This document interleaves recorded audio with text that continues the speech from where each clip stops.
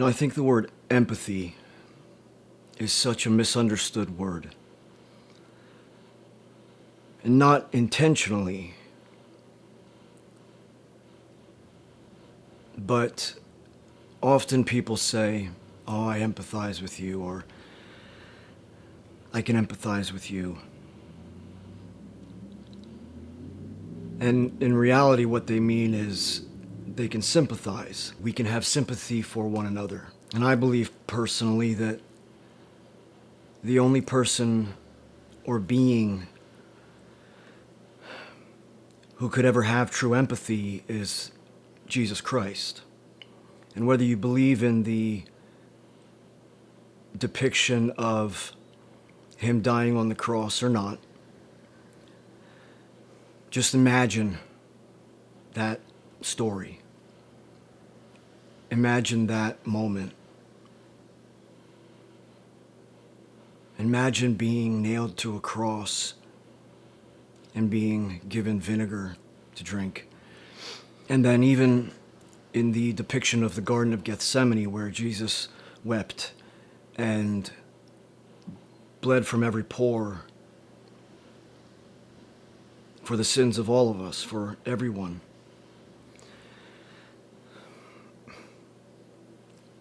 That, in my opinion, is the only true empathy that is possible. But now, after coaching bodybuilding and addiction recovery for over 25 years, and now living with the spinal fusion, nerve degeneration down both legs, a TBI, traumatic brain injury, organ failure, and living in non-stop constant pain 24/7,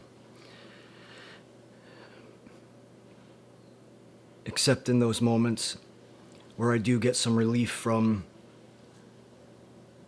some sort of pain management.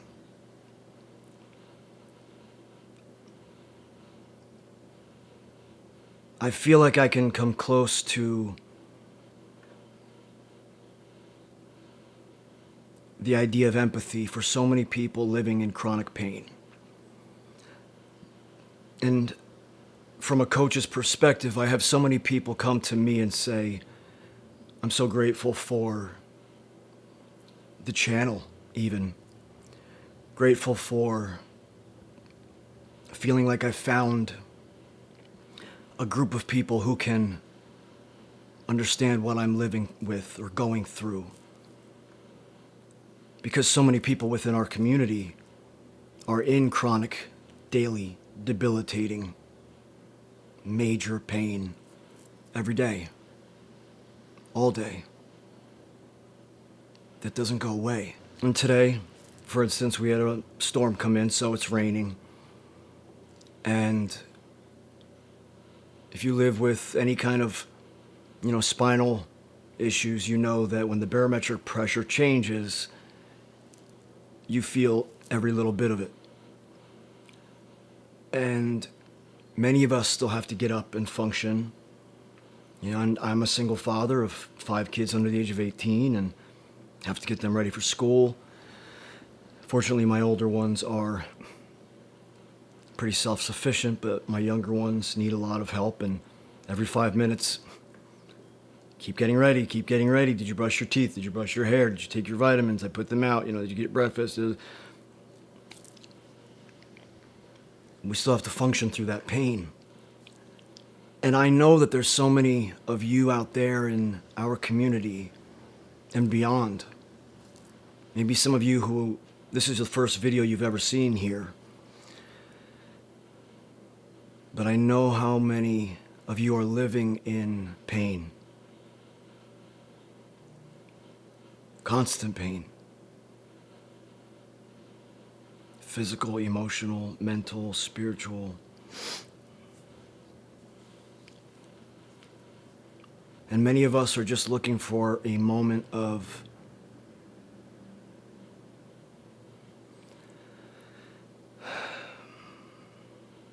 a break, I guess. Just a break from that pain. a moment of comfort.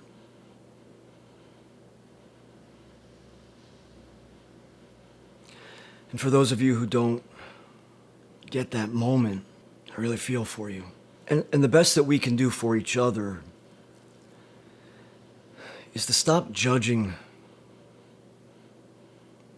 others for that which we have no understanding of. We don't know what each other is living through. And then we get these off-sided negative comments coming in from people who are clearly living through trauma of their own, and they say, stop whining. Oh, everybody has something, or this, or this, whatever it is. And those are the people that I really feel sorry for, because they're the ones who are suffering inside so much that they refuse to or cannot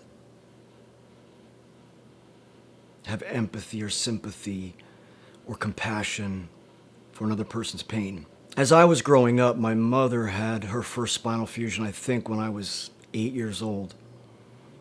And then she had 2 after, so I think she's had a total of 3 fusions.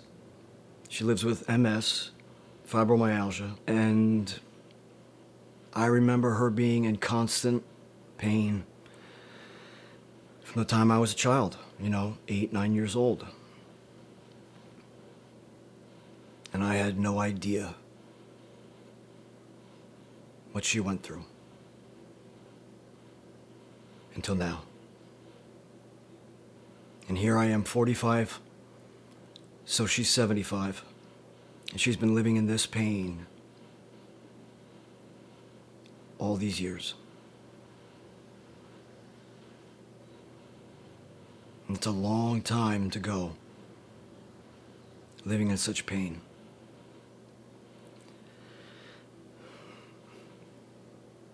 And friends, the best thing that we can do to make this world a better place is to just try to have sympathy, compassion, and it would truly make this world a better place. Because now that I live in so much pain all the time, I really have a very different appreciation for all these years that my mother has endured that pain.